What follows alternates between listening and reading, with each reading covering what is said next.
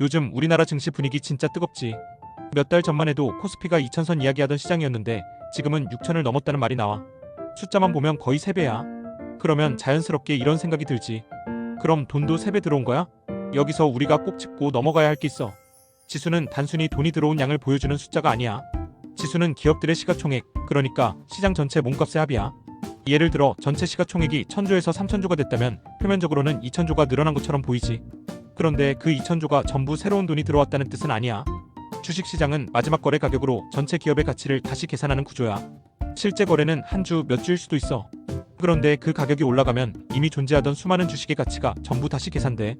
그래서 작은 거래가 전체 몸값을 크게 바꿔. 그래서 우리는 얼마가 들어왔느냐를 보려면 지수가 아니라 순매수를 봐야 해. 개인, 외국인, 기관이 각각 얼마나 순매수했는지 봐야 실제 자금 흐름이 보여. 그런데 여기서 또 한 가지. 예를 들어 개인이 240조를 순매수했다고 해도 시가총액이 2,000조 늘었다면 둘 사이에는 큰 차이가 있지. 이 차이를 이해하는 게 핵심이야. 그럼 이제 질문을 바꿔보자. 특히 이번 상승장에서 눈에 띄는 건 개인 투자자 자금이야. 그런데 개인이 그렇게 몇십조, 몇백조를 샀다면 그 돈은 어디서 났을까? 하늘에서 떨어진 건 아니잖아. 이걸 하나씩 뜯어보면 구조는 생각보다 단순해.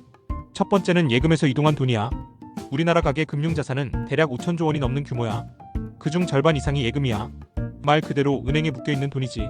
여기서 예금의 5%만 움직여도 250조 원이야. 엄청 큰 돈이지.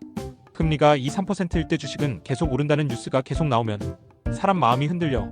처음에는 소액이 움직여. 그러다 주변에서 수익 사례가 쌓이면 본격적으로 이동이 시작돼. 그래서 상승장에서는 은행 예금 증가율이 둔화되고 증권사 예탁금이 빠르게 늘어나는 현상이 반복돼. 두 번째는 대출 자금, 특히 신용융자야. 상승장이 강해지면 사람들은 확신이 생겨. 이거 더 오르는 거 아니야? 그때 레버리지를 쓰기 시작해. 내 돈 1억에 증권사에서 5천만 원을 빌려 1억 5천으로 투자하는 구조야.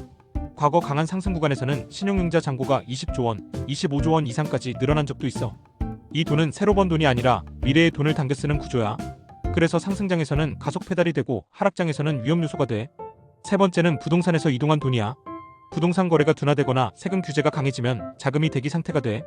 집을 팔고 다음 매수를 못하는 상황, 전세 보증금 반환 자금, 상속이나 토지 매각 자금, 이런 돈이 잠시 머물러 있게 돼. 그러다 일부가 주식시장으로 이동해. 특히 부동산 가격이 정체되면 상대적으로 수익률이 높은 자산으로 눈이 돌아가. 자산은 항상 수익률 높은 곳을 향해 움직이거든. 네 번째는 사업소득, 성과급, 현금화 자금이야. IT, 반도체, 2차전지, 수출기업 종사자들은 성과급이 크게 늘어난 시기가 있었지. 성과급 수천만 원, 스톡옵션 행사, 퇴직금 수령. 이런 목돈이 들어오면 그중 일부는 증시로 들어가. 또 코인이나 해외 주식에서 번 돈이 국내 증시로 돌아오는 경우도 있어. 이건 완전히 새로운 돈이라기보다는 자산 안에서의 이동이야. 다섯 번째는 우리가 잘 인식 못하는 착시 효과야. 개인이 100조 순매수했다는 말이 개인이 100조를 새로 벌어서 넣었다는 뜻은 아니야. 시장에서는 누군가 팔아야 누군가 사. 예를 들어 외국인이 80조를 팔고 개인이 80조를 샀다면 전체 시장에 새로 들어온 돈은 생각보다 크지 않을 수도 있어. 그냥 돈의 주인이 바뀐 거야. 그리고 더 중요한 건 주가가 오르면 이미 들고 있던 개인 자산도 같이 커진다는 거야. 1억이 2억이 되면 그 사람의 투자 여력도 커져. 그게 다시 재투자로 이어져. 가격 상승이 또 다른 자금 유입처럼 보이게 만드는 구조야. 그래서 정리해보면 개인 자금은 갑자기 생긴 게 아니야. 예금 이동, 대출, 부동산 자금 이동, 성과급과 현금화 자금, 그리고 가격 상승이 만든 착시 효과. 이 5가지가 겹치면서 개인 자금이 폭발했다는 결과가 만들어진 거야. 그럼 누가 돈을 벌었을까? 가장 먼저 산 사람이 유리해.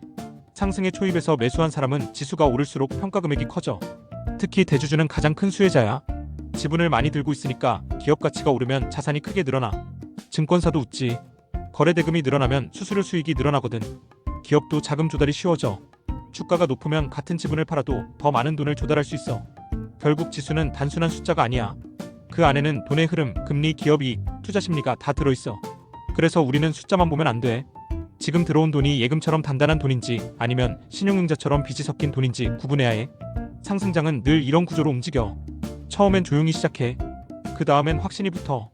마지막엔 레버리지까지 붙어. 이걸 이해하면 지금 시장이 어디쯤 와 있는지도 보이기 시작해. 숫자 말고 돈의 흐름을 보는 것. 그게 진짜 투자자의 시선이야. 도움이 됐다면 구독, 좋아요도 눌러줘.